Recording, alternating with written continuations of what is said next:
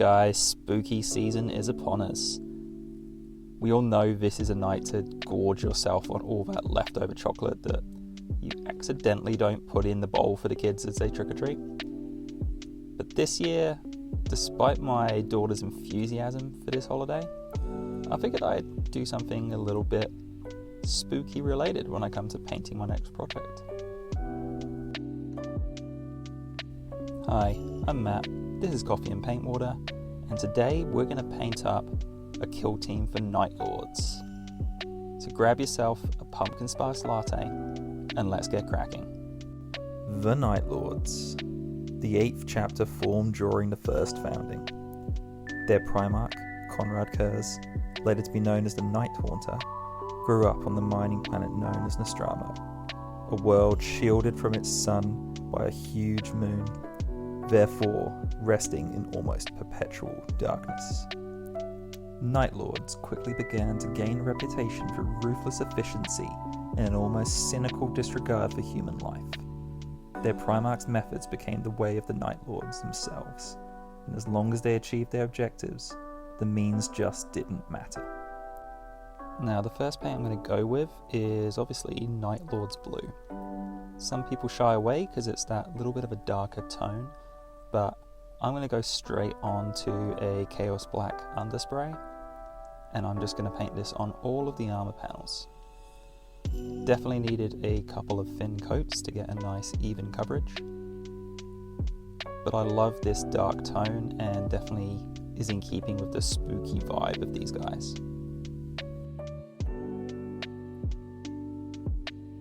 Next up, I'm going to go with Cantle Blue.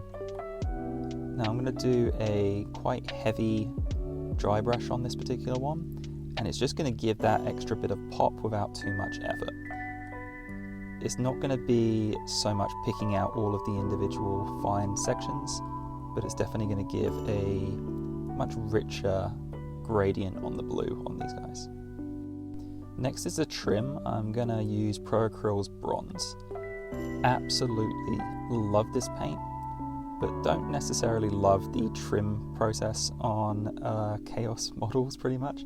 This goes on forever, but it looks effective once it's down. And then I'm going to use Scale Colors Thrash Metal to pick out all of my silver sections. So any of the weapons, I'm going to pick out all of the silvers on them, using a bit of that bronze on things like the hilts of these swords and knives and things. I'm going to pick out some of the little decorations, like some of the grenades, sections of the backpacks. After that, I'm going to go in with the contrast paint Rattling Grime. It's going to literally do what it says. It's going to make all of the areas nice and grimy, which I think is a much better look for these kind of units.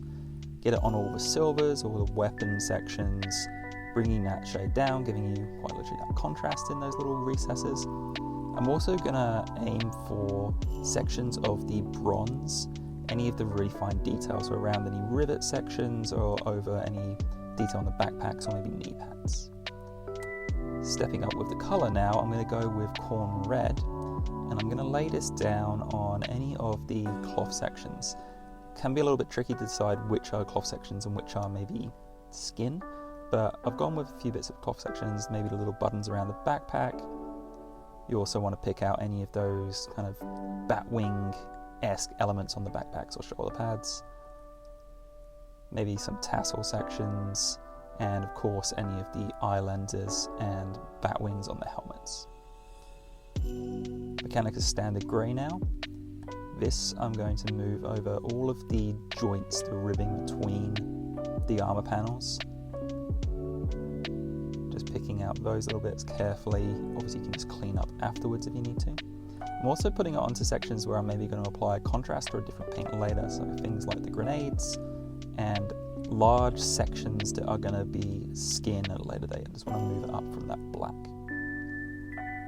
Any of the leather pouches, I'm going to go with black leather from Scale Color. Very dark initial tone, and just putting it across any belts, pouches, gun holsters, things on those lines. Obviously leaves a very matte finish for this particular paint, but I think it looks good. And then I'm going to use Carroburg Crimson on any of the red sections just to give a little bit of detail into those recesses. So it looks really good when it goes across things like the tassels. And I'm going to use the contrast Basilicanum Grey. This I'm going to apply to any of those Mechanicum bits in the joints, any of those ribbing sections. Quick, simple, just want to put a bit of definition in between all those little areas. Now I'm going to use a 50-50 mix of AK Star Blue and Citadel's Cantle Blue. This I'm going to be using as my edge highlighting, the initial kind of edge highlight, a bit of a thicker line, going across any of the armor panel sections. So between the initial Night Lords blue, the dry brush, and then this, it's slowly scaling up that detail on the panels. So even though it's keeping it as a bit of a dark tone, it's definitely popping out some detail. Next up, I'm going to go up a scale and go Sky Blue from AK. This I'm going to be putting again a little bit into the mix, heavier with Sky Blue, but it's just going to be very, very select, fine point edge highlighting.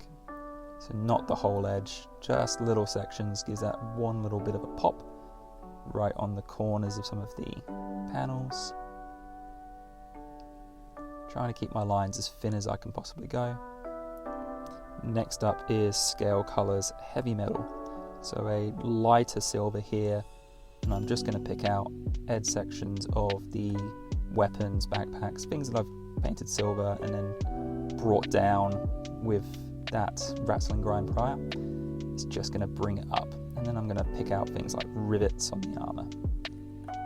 And then I'm going to use P3's Scorn Red, absolutely one of my favorite reds. And I'm just going to use this as my highlight on any of those red sections, which again the wash has brought down. Doesn't need to be too neat, they are obviously a bit dirty. And then I'm going to move into this orangey red from P3 that I cannot pronounce, and just pick out those finest points, just get that extra little highlight in there. Then I'm going to use Contrast Black Legion, and I'm going to apply this to any of the gun casings, trying to avoid all of the detail, and just really matte down those gun casings, bring everything back. Cleans up any mistakes obviously that I've made prior, makes everything look nice and clean. Runelord Brass then is going to be my edge highlight for any of the bronze sections I've done prior. Doesn't need to be on every single point, but it just adds a little extra pop without going too high in silver.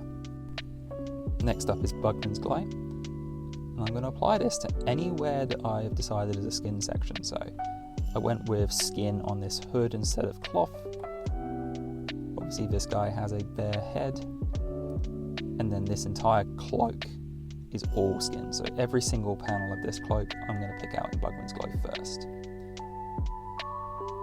I kept the Bugman's Glow quite thin, so it kind of shows through a bit of the grey underneath, and I'm going to move into some various flesh tones. So each individual panel, I'm going to go in a different shade. I'm going to have a slightly different tone. I want it to be a mix mash of skin on this cloak. I don't want one universal kind of simple Cadian look. The Night Lords, they've got no rhyme or reason. They don't care who they kill and make cloaks out of. They'll pick anybody. So I'm moving up to Cadian Flesh Tone for some other sections now.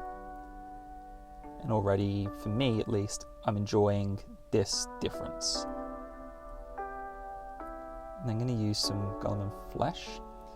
This is going to unify some of it. It's just going to go and really target the joins between the skin, so any of those deep recessed areas. And then I'm going to incorporate some RAR Flesh into it while it's still wet, and almost wet blend it that way. It's just going to then give those little quick pops.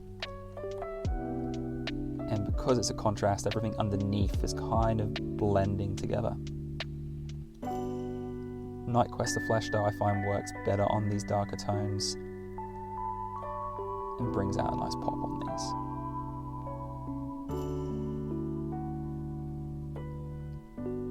I then stipple on a little bit of Corn Red just around some of the edges of the joins, just to make it seem like it's a bit bruised and mottled, that they have just thrown this cloak together from some poor victims. The RAR Lash then I'm also going to apply over any of the bone sections, getting these ready for a contrast to follow up shortly. I'm also going to use it then on any of the cabling coming off of some of the weapons, depending on which model you're working on. The rivet sections, or staples I suppose, holding cloaks and bits of skin together, just going to pick out with my heavy metal. Magma Drop Flame is going to be the contrast paint I now apply across any of the plasma coils. So I've based them with a RAR Lash. It's just going to nestle nicely into the recesses. Also going to use it on any of the cabling, and that little orange pop against the dark blue I think looks pretty effective. I'm then going to grab my scale colour brown leather. So this I'm going to use on the belts and pouches, those kind of leather sections specifically. So nothing to do with the skin cloaks, which obviously could be considered leather as well. But I'm mainly just going to target any of these pouches, these belts, and edge highlight, pick out some sections going across, stipple it a little, just give it a bit of texture. And then I'm going to move into Walnut by scale colour.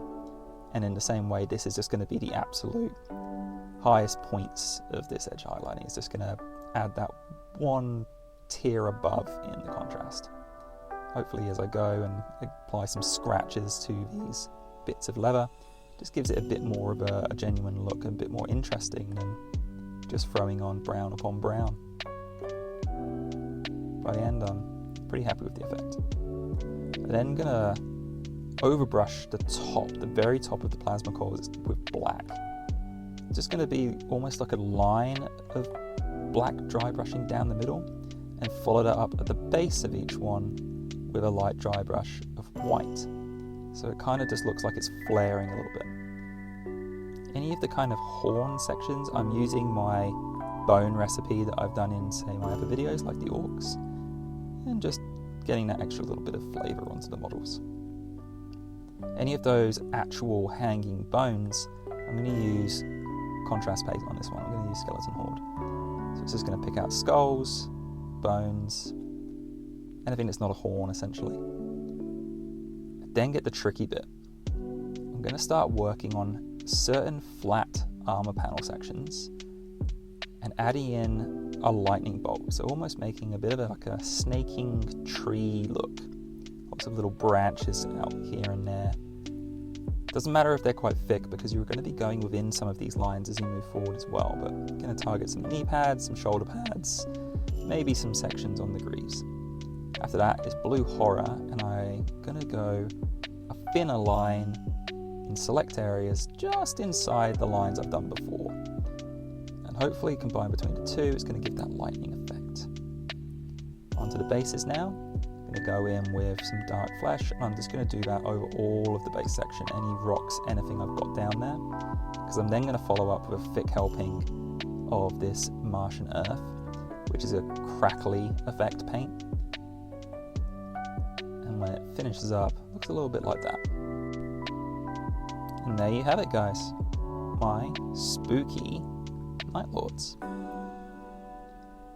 I was hoping to get the full squad done, but unfortunately my kids got a little bit sick and I was pushing to get this one out. But I hope everyone that maybe stuck around to the end found this useful, and hopefully you can get your own kill teams on the table soon. Thanks to those that are joining again. I've been Matt from Coffee and Paint Water. Hope to see you in the next one. Bye for now.